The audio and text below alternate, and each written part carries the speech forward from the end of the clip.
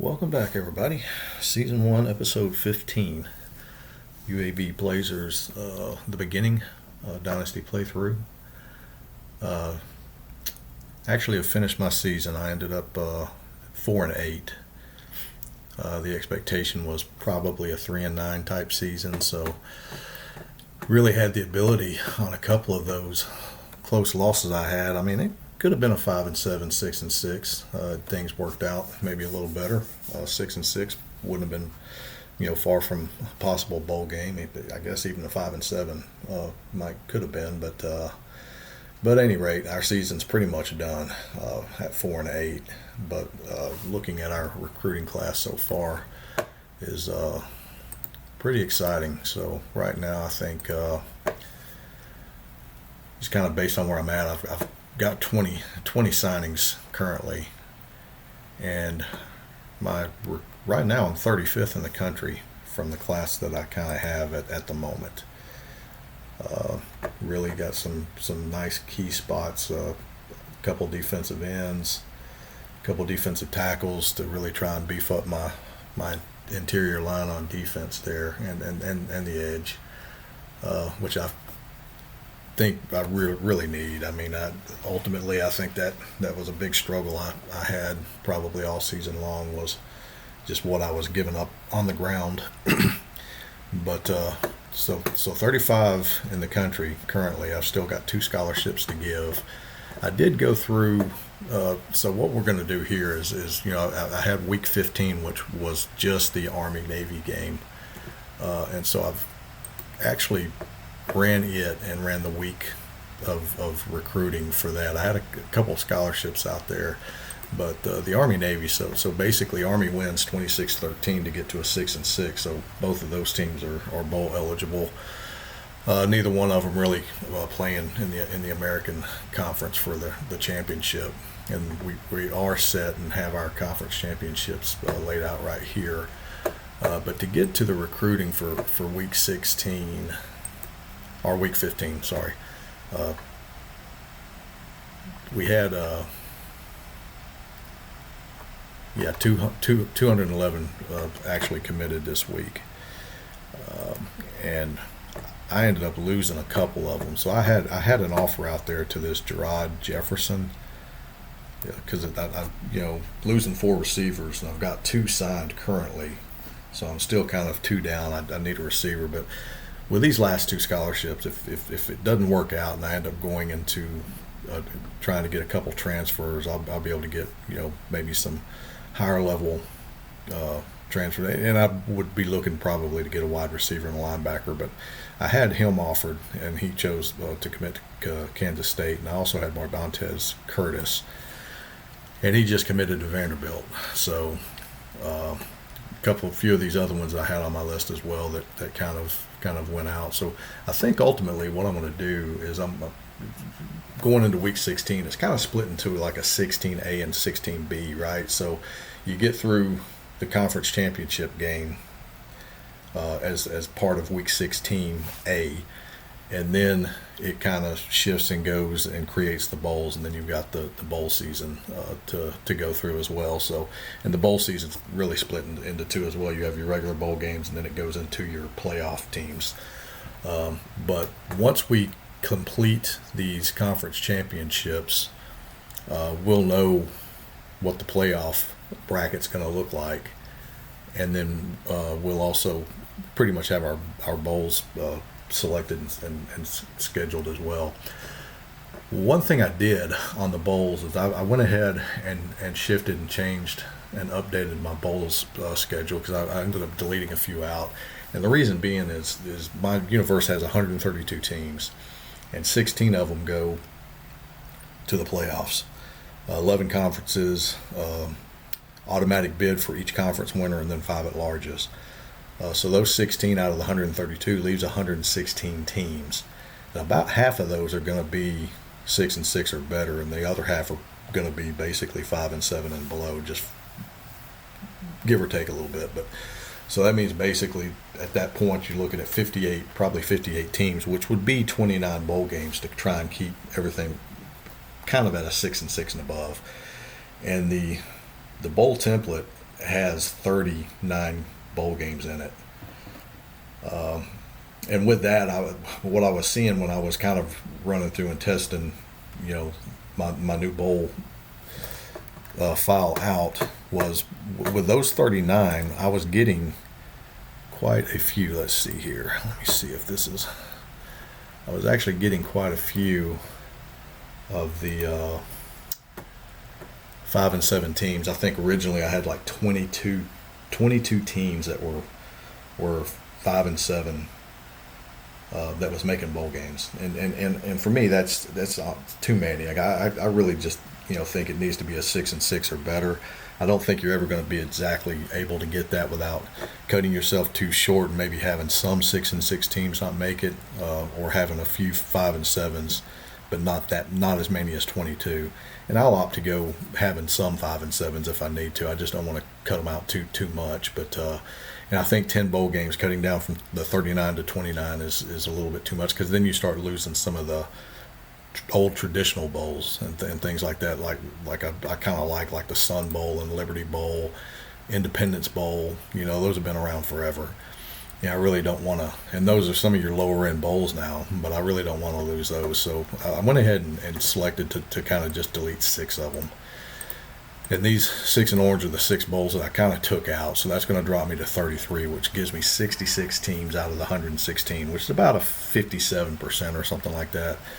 So I think I'm still running with my test. When I did that, it still looked like I was probably getting between 8 and 10 5 and 7 teams, which honestly probably still a little too high, but it's definitely better than having 22 teams in bowl games that's not even playing 500 ball. So and the ones I tried to eliminate, I was trying to eliminate getting some of these higher teams. Like the Big 12 was having 9 teams in bowl games. Well, actually one of them is a playoff team, so as many as 8 of the 12 was kind of going out of the Big 12. So I definitely tried to cut out and minimize that a little bit. I don't mind some of the power conferences getting 7, 8 teams in a bowl, but I think nine's definitely too many in that regard. So I've got that done, and I did go through and test it and was able to verify and validate that it was actually working. So I've got that loaded up. I'm just going to test and make sure that I have that latest bowl. Bear with me just a second. I just want to make sure. That I've got the right. Not done.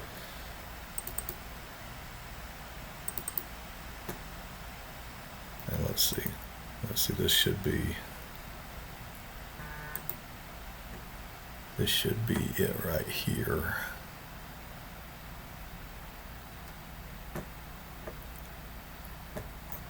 Yeah, so that should be 18 to 50. Okay, yeah, that's right.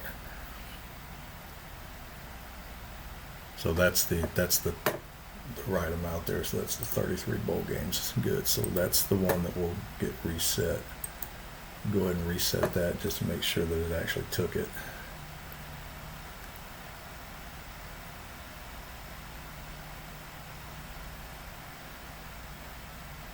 It should populate up here.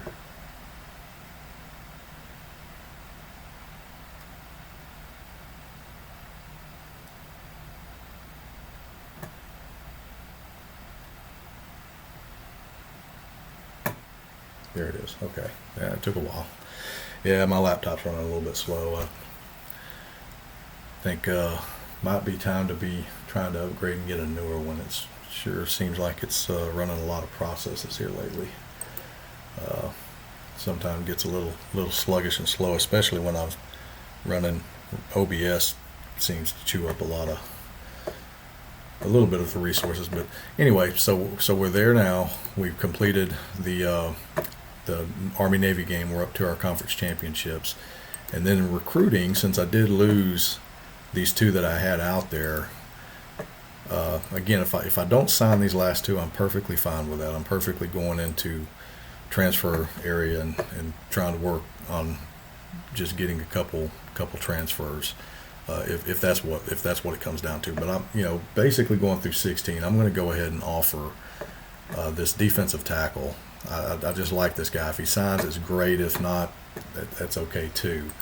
But I'm looking at getting him, and I'm looking at getting this linebacker. And I'm kind of the same way with him too. It's like if I get both of these guys, it's going to be fine. I've updated my talking points with them to try and match up a little better with them. But if I do get these two, that's good. That's going to close me out on my 22. Unless I have somebody transfer, then that's going to open up the door for something else. But I could not sign these two, go into the transfer area of the new part of the season, and have these two scholarships, and then I could have a couple more transfer, and then all of a sudden I've got 4. So I could be looking for four transfers. Not really sure though, because I feel like I'm probably going to have a couple transfers, so I'd be perfectly fine with completely filling my commits and getting the 22 here, and then just going into the transfer and getting something for what I end up losing. So that's where we are there. And my list is really small. I'm not spending hardly any money now, so I'm sitting there still with about $660,000. So I definitely should be north of that $500,000 minimal mark that I wanted to move over to facilities. Definitely should be able to reach that. So looking pretty good there. And if I look at kind of our recruiting news and kind of where we currently stand right now, really liking the fact we're 35th in the country, so that's not bad for a 50 prestige team, and I feel like anyway I think that's pretty good. I don't know that I'm going to fall much further behind that. I don't think I really climb up really much any either, so I'm probably going to end up somewhere around this 35 to 40 mark. I think when the season's kind of over and the recruiting rankings kind of come out. And again, all that's just really just based off of their stars, and of course I guess you get more points for a 3-star that's ranked 700 over a 3-star that's ranked 1700. So however that formula formulates, but that doesn't mean that's 3-star 1700s not going to blow the doors off and have a much better career than that 3-star 700 could. You could find some 1s and 2s out there that actually perform better than some 4-stars when it's all said and done. So you still have to be able to translate it on the field. But that's the class, so we'll actually get ready to move into this other area. So I guess we can actually go ahead and look to finish out the conference championships here. So the Sun Belt is matched up between North Texas and JMU. JMU's favored by 2. Neither one of these really, the winner is going to go to the playoffs, but the other one they'll get a bowl game somewhere, but it's not going to be no chance of an at-large out of this conference. And the winner of this one's going to be JMU, so they are going to the playoffs. North Texas still should get a bowl. Jumping to, I'm going to save our conference a little bit further down the line. We'll jump to the MAC now. So you got basically Toledo and Buffalo ranked 24. Buffalo's favored by 5. Winner will go to the playoff, but the loser is not going to have a chance really as an at-large either. Buffalo's ranked 24. They've actually been ranked for a few weeks of the season, kind of on that 20 to 24 mark area. Had a good season, 10-2, and they are going to blow the doors off Toledo. That's kind of surprising. I kind of thought Toledo would give them a run for their money, but so Buffalo will make it. Toledo will still get a bowl, should get a bowl somewhere. And then in the American Conference, Florida Atlantic's ranked 21st with a 10-2 record, going up against Western Kentucky 9-3, and FAU is favored by 3.5. And it looks like, wow, Western Kentucky took them. So Western Kentucky works themselves into the playoff. Florida Atlantic still should get a pretty strong bowl. Right, let's look at the Mountain West now. 2 ranked teams. Boise, if they win, they're in the playoffs. If they lose, they still have maybe an outside shot at an at large, but not very likely. They're favored by 8.5, and they win. So it doesn't really matter. San Diego State will not be in at large either, I don't think, but definitely get a nice bowl. And then let's go to the Big East, and this is where Rutgers has moved into the top 10. So this early in the season, I kind of said with the scheduling and stuff and the build out of the Big East and this new conference that, somebody out of that Big East, whether it was Cincinnati, Louisville, or I didn't really mention Rutgers at the time, but I said one of those teams has a really good shot of working themselves into a top 10 team at the end of the year. And sure enough, it ended up happening out of the Big East. Rutgers comes in 11-1. Ranked number 9, really good season for them. And now Pittsburgh, having beat West Virginia, got themselves into the Big East championship, 8-4. If they win here, they could actually get into the playoffs with a 9-4 record, which is kind of interesting. It's kind of the nice thing about, I guess, having these 12-team conferences and kind of everything's kind of even across the board. I probably could have not really had divisions and just used whatever the top 2 teams was to play for the championship. Probably would have been good in the sense that you're going to get, a lot of all your playoff teams are going to definitely probably be, 1 and 2 loss teams, and you're not going to really see like a team like Pittsburgh really have a shot. But I think splitting it into divisions, it still gives, a team like in Oklahoma State on the other hand too. So out of the Big 12 North, they could beat Baylor here and get to the playoffs with an 8-5. So it still gives teams that last ditch effort to try and get to a playoff, which I kind of like that layout. So it kind of works okay. But Rutgers is favored by 13.5 here. But let's see if Pittsburgh can pull off the upset, because if Pittsburgh beats Rutgers could fall far enough down to where they could even be at risk of making an at-large bid too, especially with some of these teams up here that are all ranked in the top 15. Some of these can even lose and still make it at large, so that could negatively impact Rutgers if they don't pull it off and win here. And they win, so they're in. Good deal. All right, save those top 4. Let's go ahead and get the Big 12 out of the way. So the Oklahoma State, so Baylor's favored by 6. They're ranked 11th in the country with a 9-3 record, and Oklahoma State is 7-5. Baylor should win this game, but it'll be interesting if Oklahoma wins, then gets to the playoffs with 5 losses. That would be something else. And they do it. Holy moly, they do it mightily too. They beat the crap out of Baylor. So an 8-5 Oklahoma State team is going to make the playoffs. And Baylor probably is definitely at risk of not even getting an at-large bid either. Before we jump up to those top Power 4s at the very top, I guess Big 12 is still considered. So it's really a Power 5, I guess, still, even in this world. Conference USA, so this is Houston. I think Houston, hands down, is probably really was the best team in our conference. Maybe Central Florida was a close second to them, I think, but the UCF is favored by 8.5 here. So damn, they I don't know, man. I think Houston's better. But let's see what happens here. And geez, Central Florida's damn okay. Did they play in the regular season?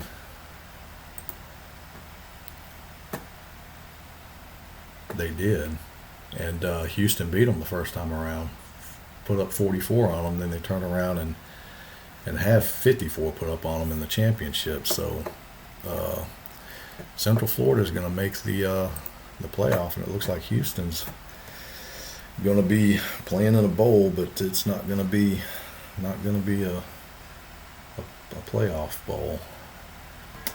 All right, now we got our top 4, so we'll jump to the Big 10 here now. So Ohio State's favored by 2, ranked 15th. Wisconsin's ahead of them, ranked 6th. So Wisconsin could lose. They still could be in at large here.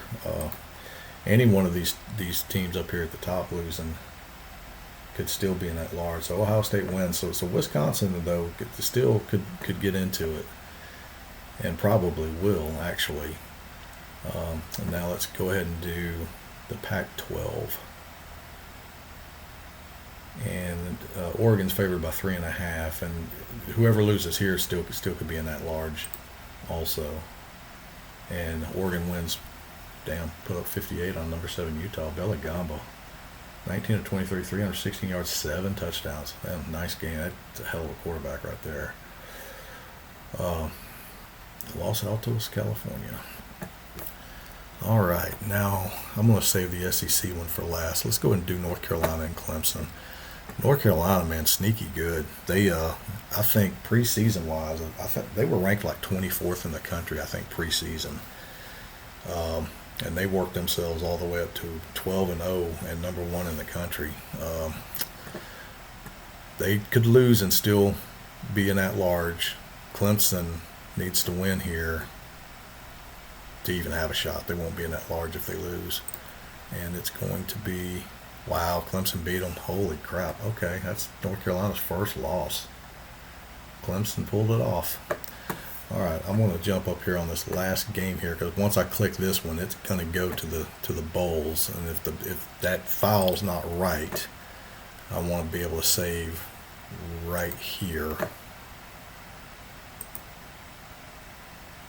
That way I can just start it over and correct the bowl and play this last game. That way I keep my history, everything that's kind of where it's at right now.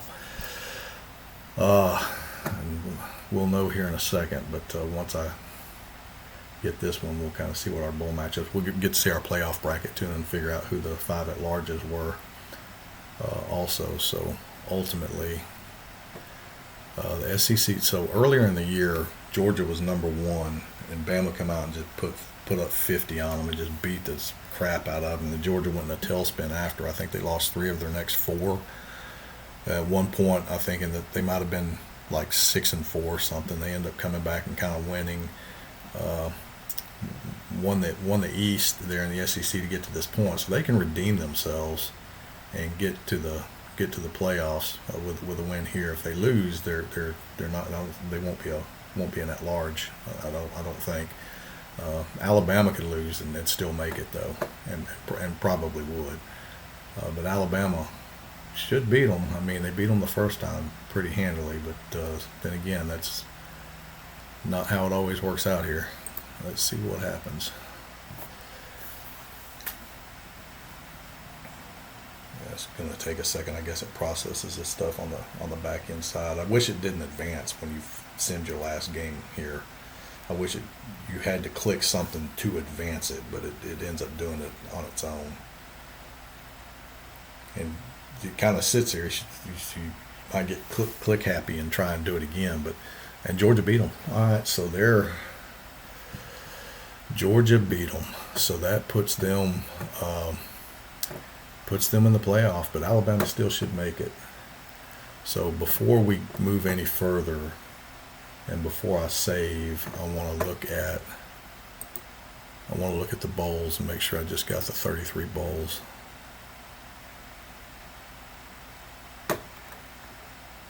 Yeah, looks like that's right. 1, 2, 3, 4, 5, 6, 7, 8. Yep. Okay. Perfect. All right. So that cut it out. So you can still see there's several 5 and 7 teams here. There's 1, 2, 3, 4, 5, 6, 7, 8. Let's see. Wait a minute. 1, 2, 3, 4, 5, 6, 7, 8, 9, 10. It looks like there's about 10 5 and 7 teams. So yeah, that's definitely, because those other 6 bowls would have been another 12, because every 6 and 6 and above team is represented either in the playoffs or in a bowl game, and so these 10 filled in. But it may not be that way next year, because I mean, honestly, if you have some teams that were 10-2 this year, and you have more of those actually losing down to say 8-4, 9-3, then maybe some of these 5 and 7s would be 6 and 6s. So just because there's 10 this year doesn't mean there may only be 6 next year. Could be a little bit more even across the board as far as win losses go, or something like that. But that's the bowl games. And so if I look, and you can kind of look at the bowls by conference too. So I'm just kind of curious to see who made it in our conference. So SMU is a 5-7 team, and they did make a bowl game. So that's the Independence Bowl going up against Cincinnati, who's another 5-7 team.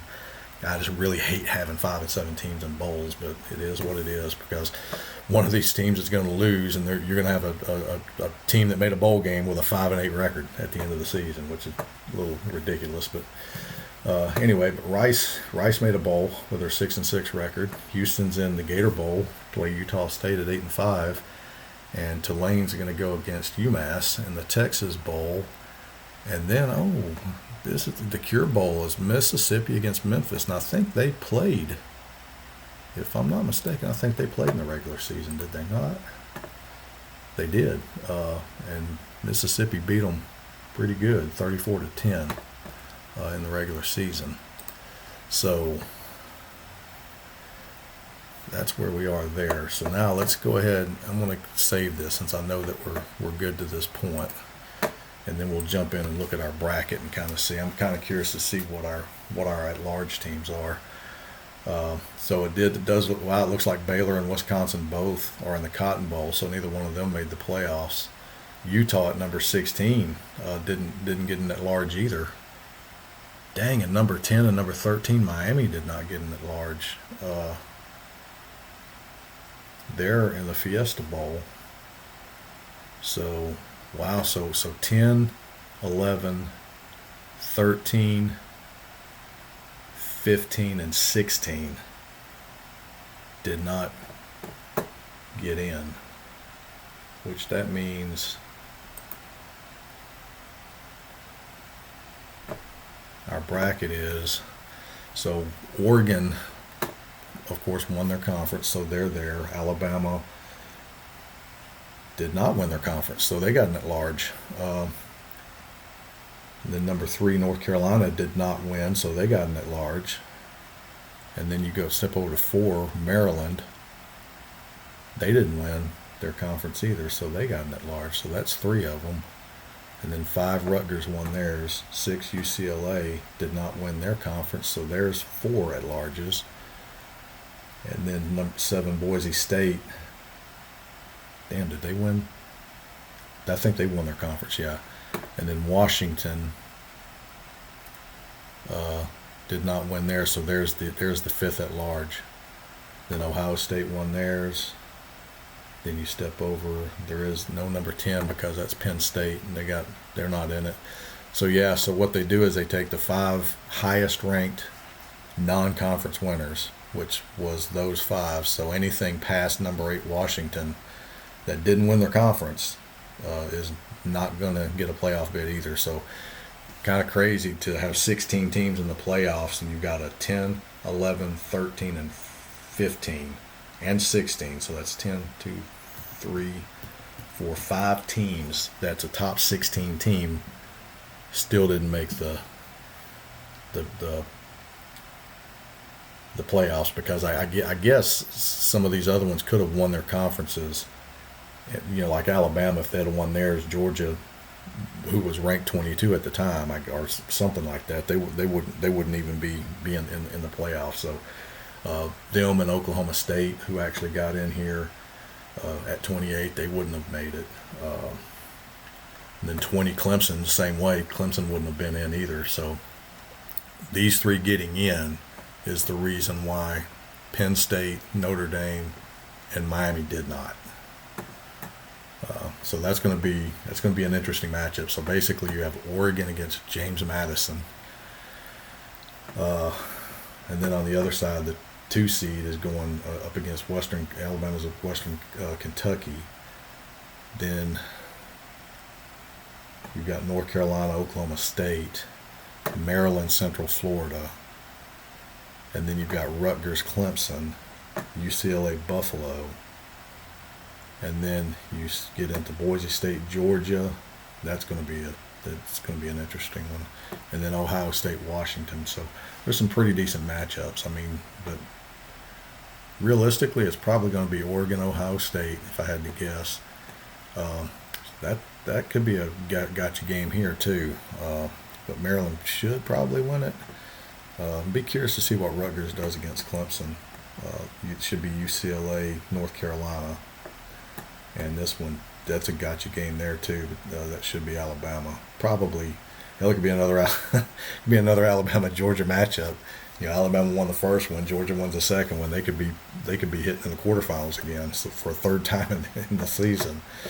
It's bad enough to have to play somebody twice and then play them 3 times. That's interesting. So there's the bracket. And now if let's look and see what we did recruiting wise. I don't know. I'm not sure that anything really kind of happened there. Nothing there. Oh, I got them. Okay, so I got Horace. I got both of them. So I am done recruiting wise until I see if I've got any transfers leaving. So this completes me out. That said, that should be. Let's take a look here. Damn. That's a nice recruiting class right there. I'm happy with it. Very, very happy. Let's see what it kind of puts me at now with 22 commits. That moves me up to 31. So I'm sitting 31st in the country in recruiting as a 50 prestige. That's not too shabby. And it looks like for the most part everybody ahead of me probably is pretty much done. Probably have a couple behind me, maybe.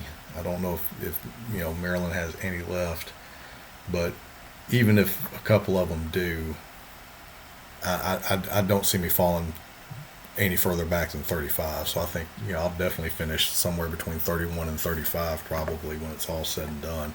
Now I guess when we get in and some transfers go and then you sign some other guys, I think that still could. I guess it still could affect your. I'm trying to think. Does the recruit rankings come in before that happens, or is it after? I think it's after. So you still could be affected by some transfers. Looking in the conference, I think I'll definitely top the conference in recruiting. Yeah, for sure, man. By 10 points over Houston. So I beat out Houston, Central Florida, SMU, Tulane, Memphis. I would have expected all of them.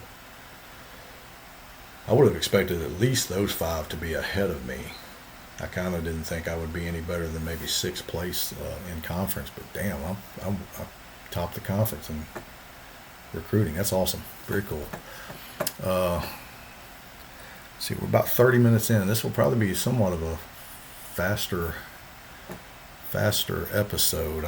But I would like to go ahead and just go through and let's kind of knock out some of these bowl games and maybe even get into the playoffs and get it to the point to where we get at least to the end of the season to see who the national champion is, and then maybe end it there and then roll into the next area for awards and stuff like that. Maybe or maybe even on this episode, we'll just kind of check it out and see. But I think ultimately, let's just go by conference. So let's do the Conference USA Bowls first. Kind of see where we are. Let's do this Southern SMU Cincinnati, and it looks like SMU wins. Wow. Okay, so they get to 6 and 7, win their bowl game over Cincinnati. Very nice. Rice and Charlotte, Duke's Mayo Bowl, and Charlotte pulls it off. Texas Bowl, Tulane and UMass. Tulane's a big favorite in the Texas Bowl, and they win that when they pull it off. So Tulane ends with a 9 and 4, and then we're going to go. Houston's a 7.5 favorite in the Tax Slayer Gator Bowl, and the Utah State upsets them. All right, now Ole Miss and Memphis rematch. Let's see what we have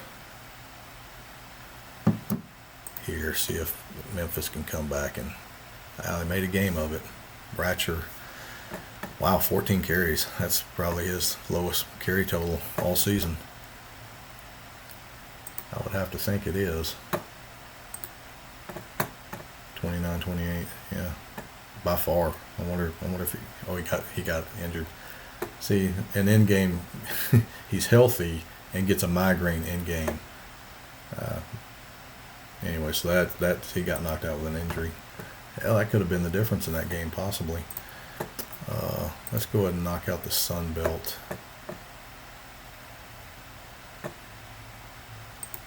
See, Iowa State, Brigham Young, Florida, Georgia Southern, North Texas, and Toledo. That should be a big Toledo win. Yep. And then Kansas, UTSA could be interesting there. Kansas wins. I'm gonna save that one for. Let's get some of these better teams. LSU and Texas. That's Capital One Orange Bowl. LSU pulls it off, and then we're going to do the South Carolina ReliaQuest Bowl. SEC wins that one too, so now we're going to go to Tennessee, Florida Atlantic. Oh wow, Florida Atlantic. Wow. And then Arkansas, Indy. And that was 31-17 Arkansas. Florida, Georgia Southern already. And then Auburn missed. Auburn, yeah, they made a bowl game, 6-6. The Cheez-It Citrus Bowl, playing Minnesota. And Auburn wins that one. Good deal. All right. Do some of these bigger ones, and I'll just sim the bowl week, I guess. I'd like to see Miami and Florida State. Miami ends up beating Penn State, and then you got Utah and Notre Dame. I wonder why this shifts this stuff around. 27-15 Notre Dame wins, and West Virginia, Florida State, Boca Raton Bowl. Damn it, I keep losing. That was overtime. Okay.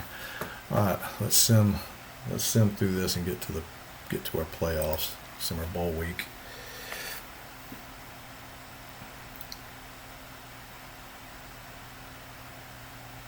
Okay. And let's see what our inbox is.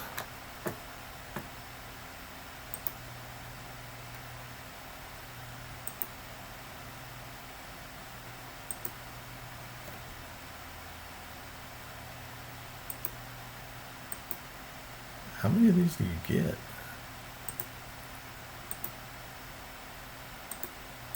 Wait a minute, I don't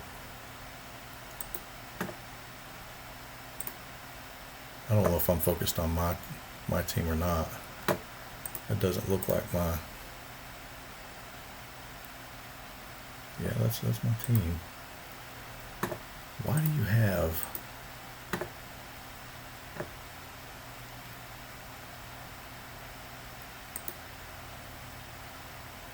players? I'm not sure why you have so many different emails. This is the same week. I would think that it would just be one email that had everybody listed. I don't know that I've ever noticed that before, where you get multiple emails like that coming out of the same recruiting summary. I'm not sure why that is, because that's where we signed these guys, and that's just where we played just the bowl games just now. All conference and all American teams. I wonder if my fullback got. Oh hell yeah! So I have an All-American, an All-Conference fullback, and he's also All-American. Very cool, very cool. Nice award. Nice award. That doesn't happen. I've not had that very often, where I get like a national All-American guy. It's fullback position, but that's still pretty damn cool. Like to have an All-American quarterback, but I will take it. That's nice, very nice.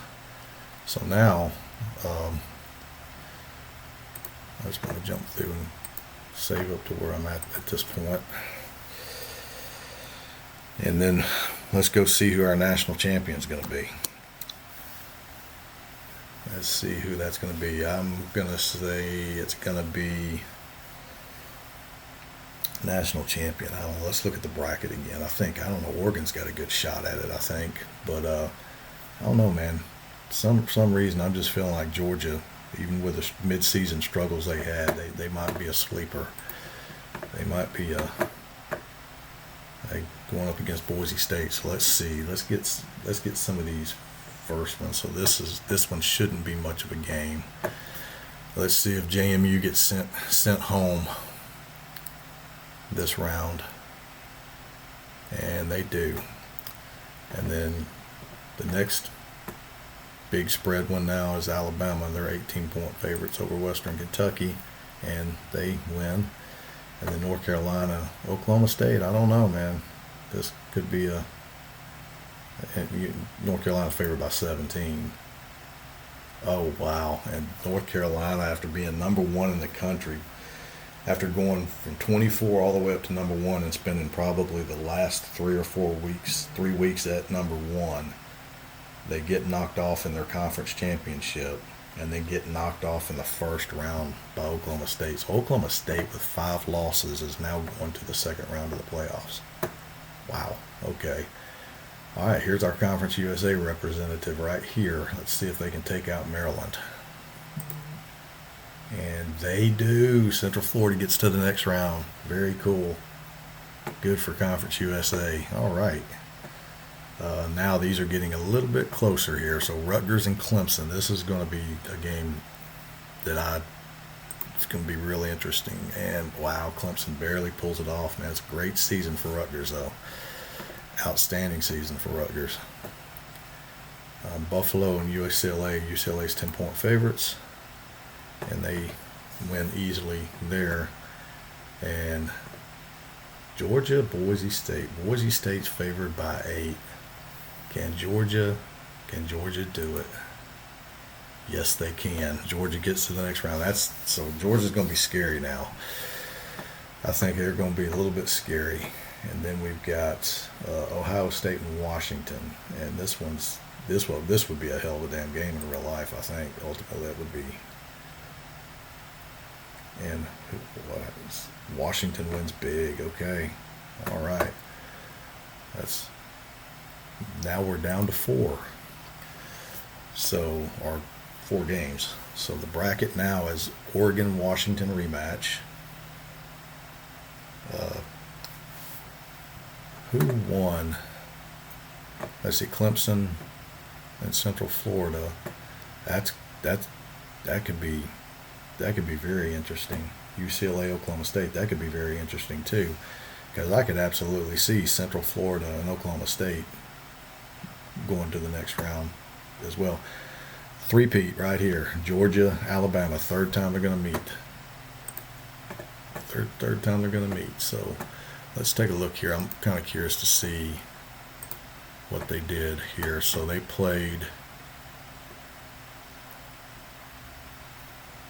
So Oregon beat them the first time. They beat them 38-23. And they're going to meet again. It usually doesn't work out well for the team that won the first matchup. It sometimes more times than not it goes the other way. But let's go ahead and jump in. Let's see this Clemson, Central Florida. Come on, Central Florida. Come on.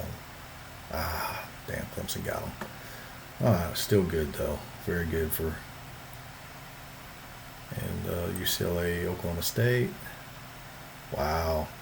5-loss Oklahoma State team is getting to the Final Four of college football. See who's going to take. I want to do the Washington-Oregon game now. And damn, hell of a game. Good Lord. Look at the fourth quarter scoring there, too. Look at the second half scoring. It was 10-10 at halftime. Holy crap. I wonder. Damn, Washington took them. See, that just doesn't never work out well for the team that won first. Damn, Bellingham still had 23 of 28, 273, 2 touchdowns. Still had a damn great game. Was outshined by Wilkins. I wonder what happened to Kalani Aldridge.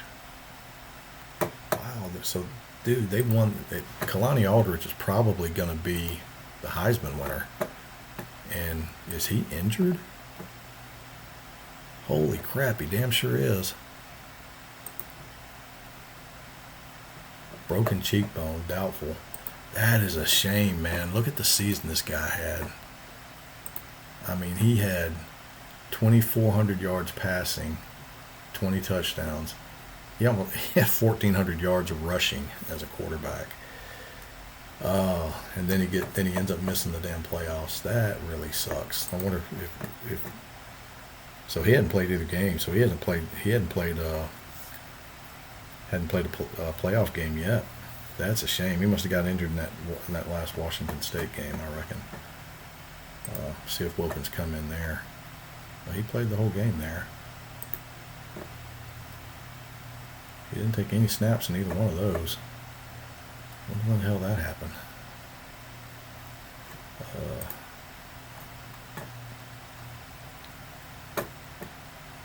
Damn, look at, yeah, this probably a freaking Heisman winner right here. Oh, wow, okay. And we're going to go Georgia, Alabama. So this is the third time they've met. Bama won the first game big. Georgia got it back in the conference championship, and now they're meeting in the playoffs, in the quarterfinals. And it is going to be Georgia. Oh, I told you Georgia's scary. they could friggin' win it all, man. They should be in the damn championship game. They should beat Oklahoma State. Damn, it's probably going to be Georgia, Washington. Watch. Damn, Georgia could win it all. That is freaking crazy as hell. I mean, if you look at them and look at how they started, they was number one all the way up to this point. Then Georgia took them out when they were number one. Then they barely beat Ole Miss. Then they went on a 3-game skid. They lost to Florida, Boise State, and Auburn. Got smoked by Auburn. Then they barely come back and beat Vandy. Then won big against Georgia Tech, got to the conference championship, pulled that one off, won the first round, won the second round again, beating Alabama again. So they beat them twice that close together. And now they're in the semifinals. So that's very, very interesting. All right, so who's it going to be? Is Washington going to be able to pull it off here? I wonder if it progressed, if there's any injury change. So that's always questionable. So I guess it does. That was something I was gonna see, is because I don't know really what kind of date. It should be like a week to the week thing, I would imagine. But it doesn't really say up here. So I would imagine you get a full week of injuries each round that you pass through. Should be an update. Let's see. I guess I doubt Aldrich is going to play again, so that could be rough. And it is. So Clemson, the 4-loss team is going to get to the national championship, and that's a shame because Aldrich couldn't play. Man, that sucks. He didn't get to play in the playoffs at all. That's awful. I think he's a damn senior too. All right, this is going to be very damn interesting. If Oklahoma State wins, you're going to have a 4-loss and a 5-loss team. Well, either way, you're going to at least have 2 4-loss teams playing for the national championship. That's going to be crazy. And Georgia's in it, man. Georgia, Clemson. That's what a matchup. 2 12-4 teams in the national championship game. That's trippy. That's pretty trippy. All right. National championship, Georgia, Clemson. See who wins.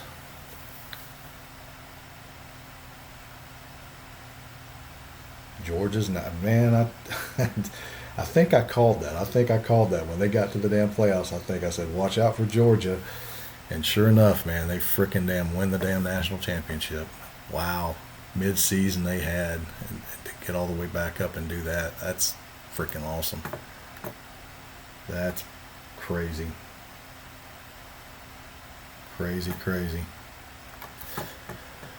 Interesting. So it was 13-10 at halftime. Then it was 20-10 going into the fourth quarter. And then fourth quarter just got crazy. Just a lot of So it's 34-17. They get so they had a punt return for a touchdown, then kicked off, and then to only immediately be followed by a kickoff return for a touchdown. So that's just 2 touchdowns in 16 seconds. That's crazy. All right, so that basically takes us there. We're at the stage for awards. And I do like the fact that they actually allow you to go back in and alter some of these awards sometimes. I don't find myself doing it too often, but I have on occasion sit there and raise my eyes at a couple picks that kind of get in there.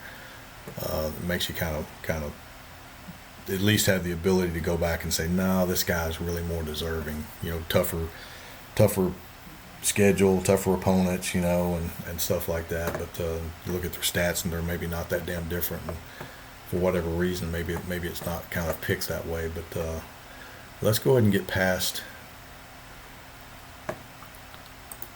I'm going to save it to this point here. So I'm saving up to the awards. Yeah, I've just completed my schedule for the 2025 season while this is saving. So I've actually got my schedule done, and that's not here. So I'm going to actually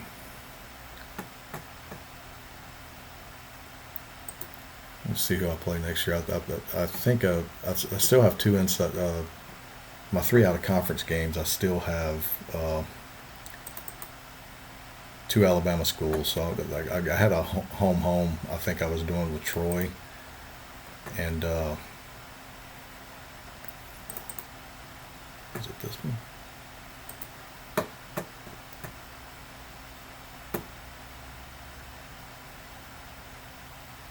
Yeah. So I had like a home with Troy. And where I played JSU last year, that was like my 2 inside ones. So I'm still kind of working a couple of the non-conference ones here, but I've got mine done. So my schedule. So I was at Troy last year, and then I had JSU. I'm taking JSU off, but I'm going to play South Alabama. And then where I played Tennessee out of the SEC last year, I'm actually going to go to Baylor, go to Waco and play Baylor. So my first 2 is going to be non-conference games. It's home with Troy, then I'm at Baylor, then I have a bye week. Then I'm on the road for my first 2 conference games, MTSU and Rice, and then I've got a non-conference home game. Then I'm at home, got Houston at home this year, then I'm at La Tech, bye week. So I kind of like that. They're kind of spread out. That's pretty good. And then Marshall, ECU, UCF, Southern Mississippi. So Rice. So my alternating teams this year, because I actually had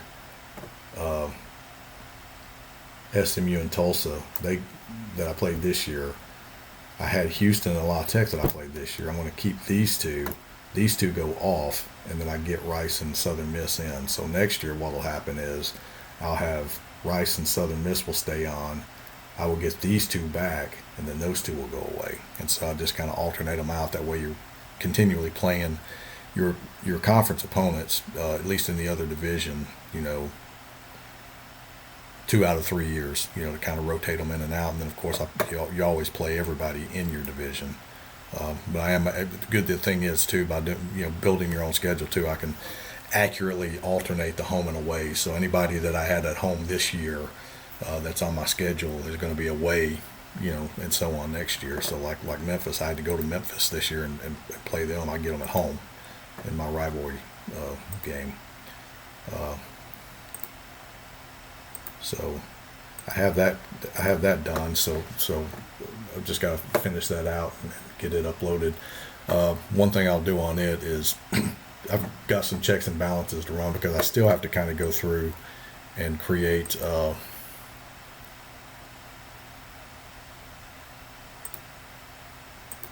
my my team numbers. So when I built this thing out, that's one thing that I also did too, because it makes it a little easier from a scheduling perspective. Because the way conferences have changed over time, looking at the default team list that kind of comes in the draft day now is, I mean, you get a lot of them, like especially like Conference USA, where it's been chopped up so dang much. These aren't the team numbers and how they flow, but it redoing the numbers made it easier for me. But by doing that, I have to go in and kind of set a lot of things kind of on my own. But from a scheduling perspective, when I'm building it out, how I'm going to have to build out my schedule template, because it's going to be home, away, and it's going to be like 1-7, in the spreadsheet when you upload it. But it makes it a lot easier to do that, especially with they're playing 9 conference games and they kind of go in a row. It just makes it a lot quicker and a lot easier, and much less of a headache to have to try and deal with. But I just kind of went through and did that. But anyway, that's irrelevant really. But so let's go ahead and advance on the awards. Let's see what we have. Now, see, this is where the Heisman Trophy is not going to a defensive end that had 46 tackles. It's freaking not going to happen. So many people are much more deserving than that. I mean, my God, I think Belagamba freaking ought to be looking at his numbers. And I know Aldrich, so this is the interesting dilemma. There's no way in hell that I'm gonna have him be the Heisman winner. It to me, it's either going to come down to Aldrich or Belagamba, and it's hard to argue against this guy right here. God Almighty, 4,400 yards and 47 touchdowns. Now I know he had 2,400 passing, but he also had 14 on the ground. But if you take his passing yards and his rushing yards and combine them, he's still 700 yards short of what Belagamba was. So I think Belagamba is way more deserving there. Now, Walter Camp could be. I don't like giving multiple awards. This Batson guy was pretty good. He's actually the Georgia quarterback, so he won the national championship. But you got this McKeon, 3,500. Harlan down there as well. Kraft at 3,700 yards. He's at UCLA. Just a golden arm. So basically, Walter Camp would be the best offensive, and I definitely can go with Aldrich on that. Just as far as being well-rounded with what he did there. The Mackey, he's basically his top tight end all year long. So I'm good with that one too. 110 pancakes, kind of hard to argue with that. Better conference too. Lombardi. Now, Bronco Nagurski. I'm trying to think. So that definitely is George and Tillman. That could be fairly accurate there. The best running back. They're saying Carmichael, man, but golly, this guy here, this Clemson running back, 1,400 yards. And then Hayes with Rutgers had 1,400 yards on a lot less carries. Holy crap, he got 1,400 yards on 219 carries. Good grief. That's 21 touchdowns, 12 touchdowns. It's hard to argue this right here. Golly. Hayes with 1,400. He's got 300 more yards than Carmichael, and 30 less carries. Yeah, he's way more deserving than Carmichael, but it's definitely between, I guess, him and Kearns. And he's just got, he's almost got as many yards as Kearns on a whole lot less. So I got to go with Hayes on that one. Definitely not Carmichael. Davey O'Brien.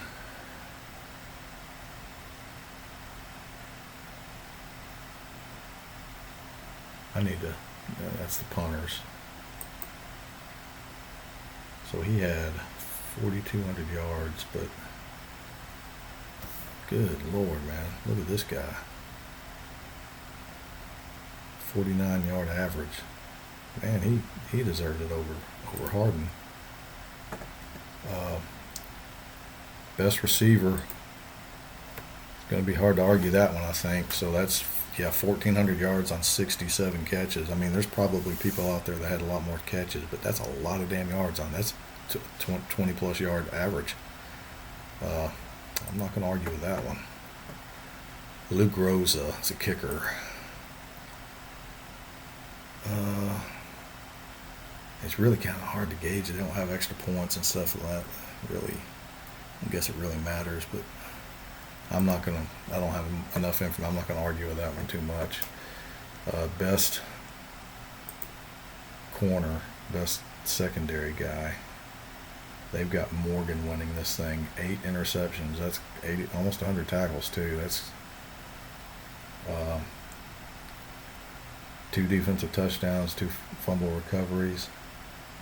This guy here's got 6 sacks, 119 tackles. Oh man, let's see. That's 120. Yeah, I'm not gonna.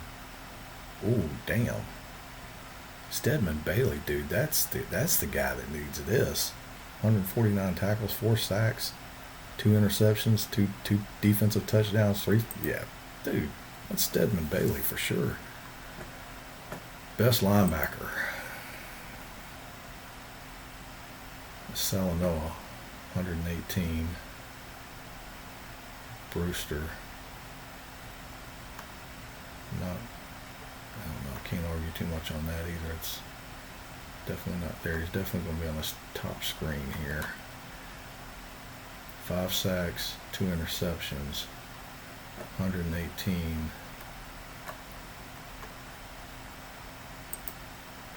One sack, 2 sacks, 2 interceptions. That's 5. Yeah, I'm going to go Brewster. I'll keep that one there. So solid. Yes. Davey O'Brien. What is the hell is a Davey O'Brien? Is it just a quarterback award? So that's the best offensive player. What's Davey O'Brien? So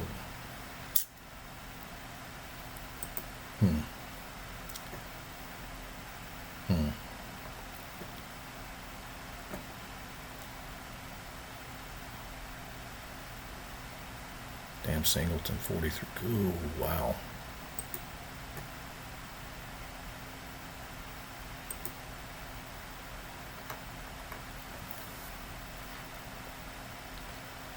Alright, so Bellagamba's got the Heisman. Aldrich has the Walter Camp, best offensive. Singleton's got the Davey O'Brien.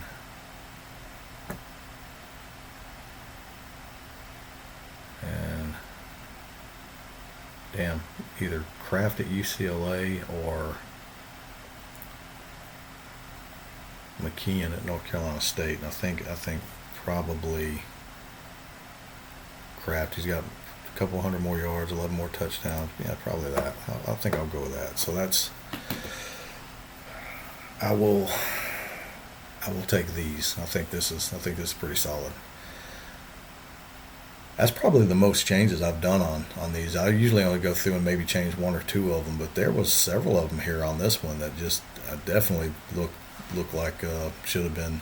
And maybe that's because I feel like I learned the players a little better because I didn't sim through and wasn't simming a lot and testing. I kind of look at these things when I run these test leagues and stuff too. But it's a little bit different when you're micromanaging and you're playing every single game and you're playing every play out and calling all your plays and you're looking in and kind of reviewing your stats every weekend on your leaders. You kind of get to feeling like some of these guys like Milner, he's pretty much been the top tight end all year, and I've noticed that just looking at the stats week in and week out. Same with Stedman Bailey.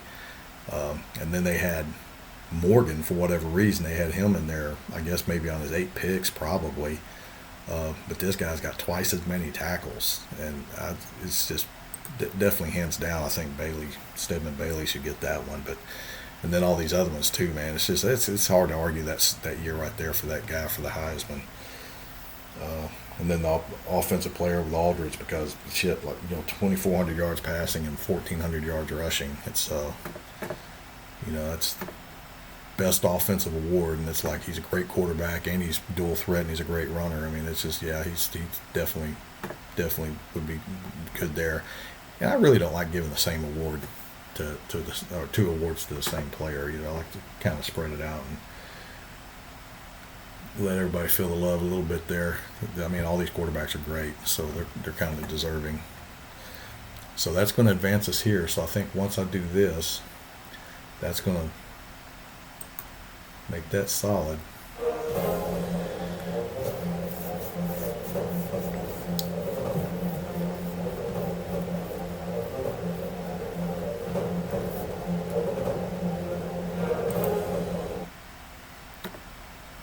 All right, so there's our winners. Oregon, Washington, damn UMass player. Kind of hard to argue that, though. I mean, he's 16 sacks. He did really well. And then you got a Rutgers guy in there, Clemson, UCLA, Clemson again. Tulane, one guy out of our conference. You got another Washington guy there. Then West Virginia, another Clemson guy. So there's damn 3 winners on Clemson. And they made it to the national championship. There's a Georgia guy. So there's defensive end. And for the Lombardi. And then you got a Baylor and a James Madison, man. Yeah, that tight end, that's pretty good. He's a good. I mean, damn, almost 1,000 yards, 86 receptions, and almost 1,000 yards for a freaking tight end. That's what I expected and thought I would have one do out of mine. I kind of really had high hopes for Ware, and he came through and did above expectations. But man, I kind of had those high hopes for one or both of my tight ends too, and I just got nothing out of either one of them. But my passing game didn't help either, so that's neither here nor there. So now we are up to an hour and 10 minutes on this episode. So check these prestige updates. Nothing gained there. Nothing lost on me there. There's our award winners. That's just some information there. I don't think I've got any emails. Nothing just updated there. God, having an All-American time. That's freaking cool. So we're down to... looks like we're down to doing our Senior Bowl. And I guess after the Senior Bowl is when you kind of get your transfer announcements and stuff like that. And I think what I'll do is I'll save that for the next episode, since we kind of got to the end of the season.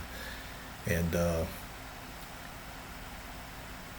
then we'll pick it up from there. So what I'll do is I'll go and close this one out and get this one posted up, and getting to our season's end. So it's going to be interesting to kind of get past this Senior Bowl, get it into our transfers, advance to the next season. At that point I have to get my schedule loaded up. So I need to go through and finish that, make sure I shore that one up and finish it out and test it and validate it. Do that, and then I guess at that point we'll have signing day. And then once we get past signing day, I think we get our new recruits kind of identified, and it's kind of starting all over again. So probably one more episode to close this season out, I would think. So I think ultimately the next episode, when we kind of get past everything, will probably be up to working ourselves to get all the way to signing day. And then I think past that, I think it'll be a start of a new season. So I'll go into like season 2, episode 1, and progress that way, the same way. But anyway, I hope you guys enjoy this one, and I will see y'all on the next and final, probably, for this season. See y'all.